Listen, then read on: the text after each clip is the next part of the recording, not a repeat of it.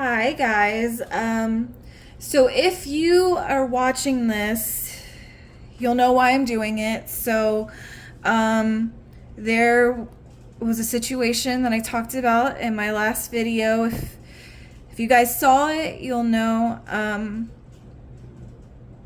I don't have many people watching these videos, so I feel kind of weird saying, "Oh, my last video," because you probably haven't watched that. But I do have some people who watch, and I appreciate every one of you, even though I don't have like a bunch of watchers.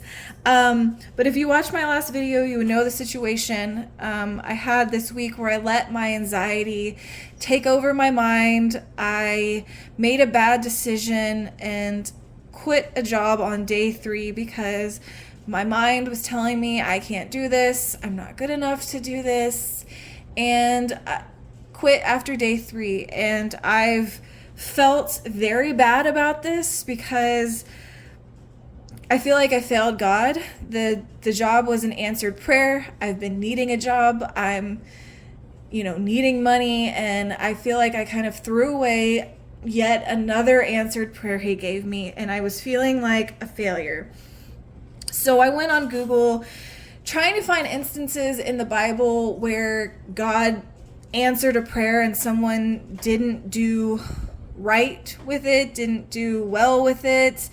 And I can't think of anything off of the top of my head. If you guys can, let me know. I would love to read that story in the Bible. But I went to Google and tried to find verses that would help me with this current guilt I'm feeling of kind of throwing away an answered prayer. So the first one, let me get my commentary pulled up because I want to give the commentary information on it as well. The first one is Psalm 73:26. This one gave me some comfort. My flesh and my heart may fail, but God is the strength of my heart, my portion forever. So this verse brought me comfort because I'm feeling like I failed in this situation this week. And this verse, and I was trying to figure out how God felt about my failure. And is he forgiving? I'm sure he's supposed to be, so I'm sure he is. But I just wanted to figure out how God might feel. And this verse is saying, my flesh and my heart may fail, but God is the strength of my heart, and he's my portion forever. So that gave me a lot of comfort. Let's see what the commentary has to say. So the commentary here says, he recognizes that the Lord was everything to him, and regardless of what temporary pleasures the wicked receive in this life, Asaph has God as his portion forever. So there's that one. That one just kind of made me feel good. Because I don't think we're expected to be perfect. We're going to fail. And that made me feel comforted to read that. The next one is in Deuteronomy 31:6. And this one is a very popular one. I'm sure we all know. Be strong and courageous. Don't be terrified or afraid of them. For the Lord, your God, is the one who will go with you. He will not leave or abandon you. So this one gave me some comfort too. It's not in God's character to leave and abandon. Let me get the commentary out. So, let's see. It says, Moses then gave the Israelites an exhortation that became God's rallying call later to Joshua. Be strong and courageous. And then it's got all the areas where you can see examples of that. Then Moses turned and said those same words to Joshua.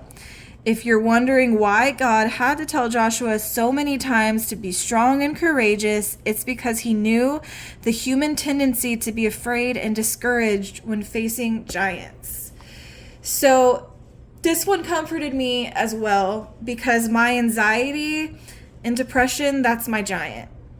I might not be facing people who intend to harm me, but I'm facing my anxiety that intends to harm me. So this was a really great verse for me to find. And let's go to the next one that I found. And remember, these verses are just encouragement for me right now after making a big mistake and feeling like I failed God. That is what these are for. So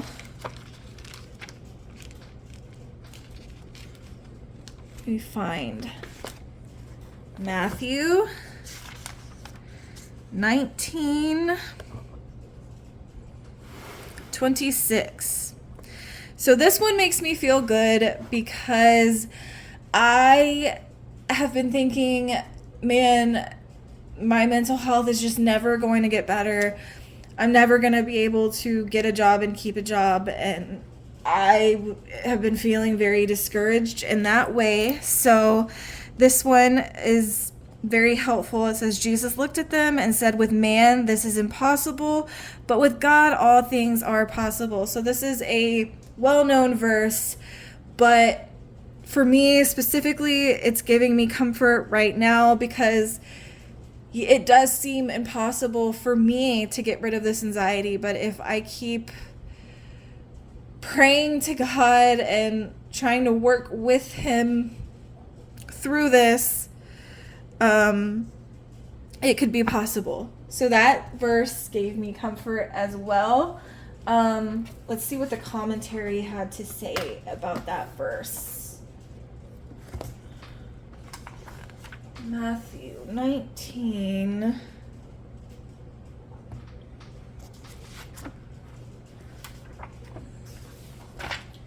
Okay. So, Jesus reminded them that the impossible... Sorry, I didn't realize it was cut off. Jesus reminded them that the impossible is possible for God. He is able to overrule harmful attachments in our lives when we place our faith in Him. So again, great verse for what I'm going through. My anxiety is my harmful attachment in my life. So I'm going to place my faith in God throughout this process. And yeah. That's what I'm going to be doing. So I have one more, and it's Ephesians. Let's see.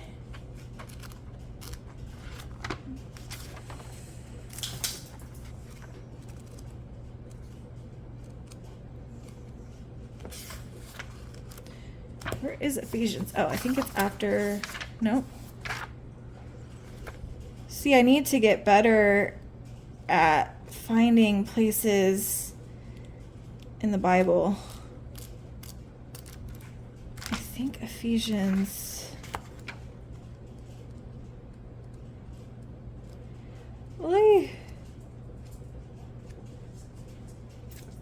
Where is it? Okay. This is one of those moments where I'm going to have to use the Ephesians 13:39. Some of these books I'm good at finding, but some of them I'm not. Okay, so the verse I'm looking for is Ephesians 2:8-9. So here we go. For you are saved by grace through faith, and this is not from yourselves. It is God's gift, not from works, so that no one can boast. For we are his workmanship, created in Christ Jesus for good works, which God prepared ahead of time for us to do. So this one I found comfort in because it kind of made me see, we're not supposed to be perfect. We can't earn grace and favor from works. So that kind of makes me feel better about my mistake. Let's see what the commentary has to say about those verses. 2:8 through 9. Okay. Sorry, my dog. When he tries to play with my other dog, he's very enthusiastic about it. Okay. This grace is only available through faith. If grace is what God deposited for you, faith is the way you make a withdrawal. It is the means of withdrawing God's grace so that it is made manifest in history.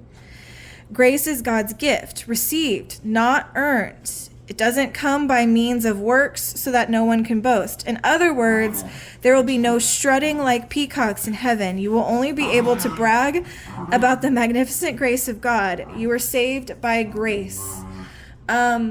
So that verse did make me feel better as well. So me, succeeding at this new job wasn't the end all be all in God's eyes. And that made me feel better.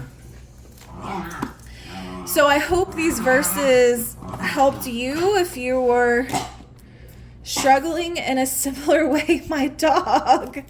Okay, and if you were curious what commentary I was reading from, it's the Tony Evans Bible commentary. Here's the ISBN. If anybody's interested, you can pause there. I hope you enjoyed this video and got something out of it. I'm sorry for the ending with my crazy dogs. But yeah, have a great rest of your day, guys.